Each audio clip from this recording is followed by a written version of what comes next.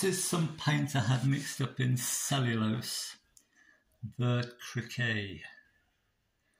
And I want to spray it in 2-pack, and the company that did this for me can't mix this in 2-pack. So I'm going now to Jawel. They say they have a spectrometer that they can match it off.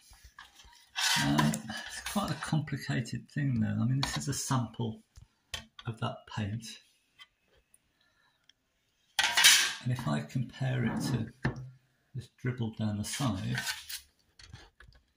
you won't see the difference here probably, but on the tin it's definitely more yellow than it is on this. And yet it's the same paint. And I actually prefer that colour. So we're going to see what Jawel make of it.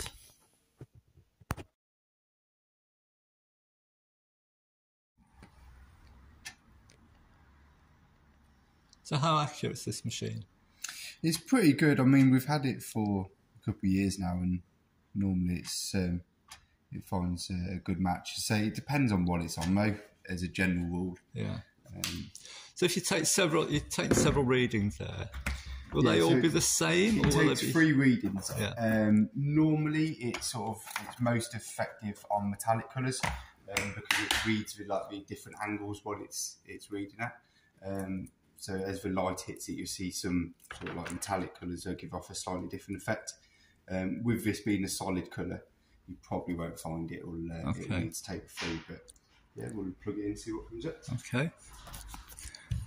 And this will be a colour mixed to that formula, or will it try and match it to an existing colour? So with solid colours like that one, it will actually create a formula for us. Right. If it's a metallic colour, very often it will just show up the closest match. But yeah, with it being a solid colour, it can actually create a formula for it. And that formula, could that be mixed in America from that formula, or is it unique to you? As long as it's got this paint scheme, so the spectrometers are sort of like for each brand, each paint manufacturer. So as long as they're using the same scheme as us, they can mix it. Well, I've just put epoxy on, and I've guide coated it, and I've flattered it to 800, and I was just going to put the paint on top of that. Okay. And it's House of Colour epoxy that you supplied me. Okay. So this will mix it in that same brand of... it won't mix it in the same brand, no. I mean, it will go over it. Will it? There won't be any issues there? No. I mean, it's never ideal to leave it in primer too long. Epoxy primer isn't as bad, but a lot of primers are porous. Yeah. So they're sort of like absorb all the moisture. Sure. So epoxy primer generally isn't as porous. So yeah, just flat it down. I'd probably try and get I'm assuming you haven't got a spray booth. No, I'll be spraying outside. Okay. Yeah, if you can just do it on sort of like a nice warm day. Sure. Find it Okay. Right. So what's the system you're using? So this one is by ProSpray. So if you wanted to get it sort of in a different country, as long as that paint scheme, as long as the company is using ProSpray. And is that a worldwide sort of brand? It's a world brand. Okay. It's owned by Sherwin-Williams, which is one of the largest paint companies in the world. Where are they based? Are they going? Sherwood, I think they're originally in America. Right. Okay. But yeah, they're so you can give me this formula, and one of my French friends could get it mixed over there. As long as they've got sort of like a local supplier. That brand, yeah. Okay. Telling us. Right, so we've just plugged it in now. It's just finding the readings. We've selected to create a formula, so it's hopefully going to create a formula which is a close match for it.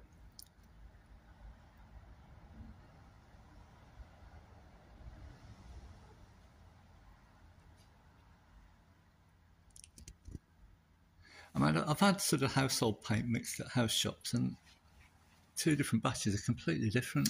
Yeah, I mean, with this, if you're going off a formula, generally it's easy to sort of, or you can recreate it. But whenever you're mixing 2 different batches, it's you always got a chance of it sort of being slightly different. So that's that.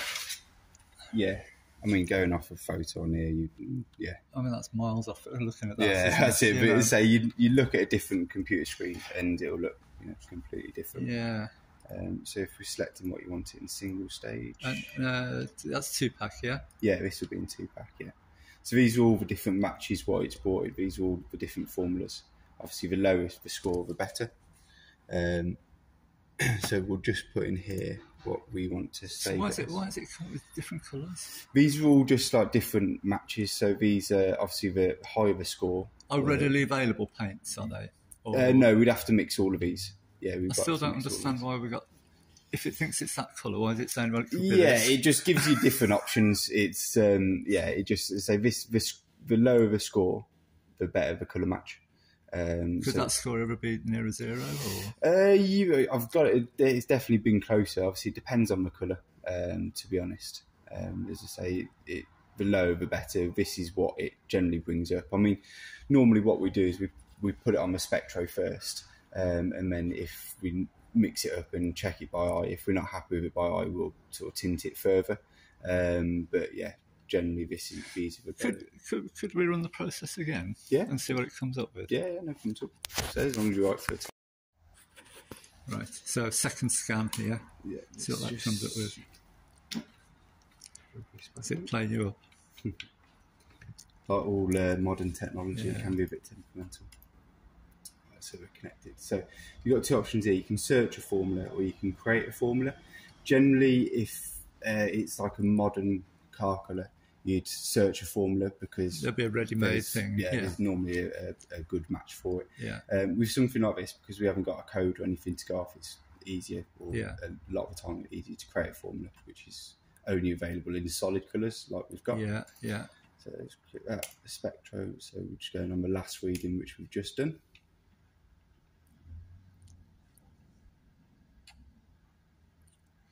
This is the slow part.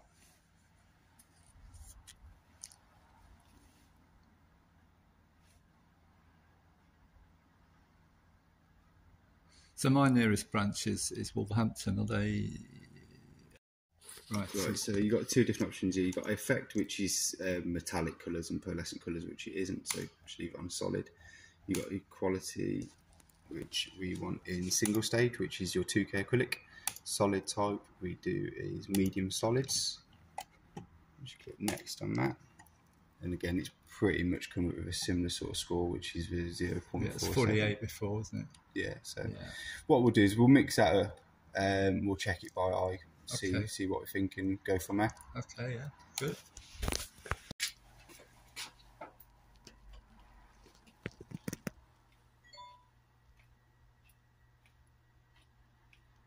So what quantity are you mixing here? So this is just a small sample. Yeah. So it'll be about 250 mils worth of paint, just so we can check your colour, and then we'll mix it with the large amount as and when.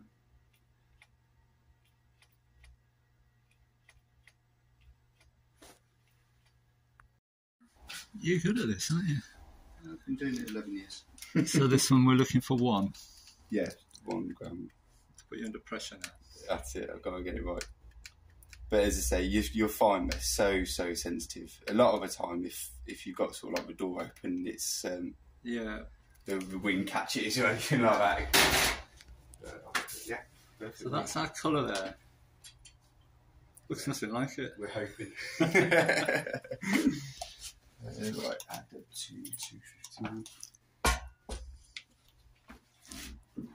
The binder.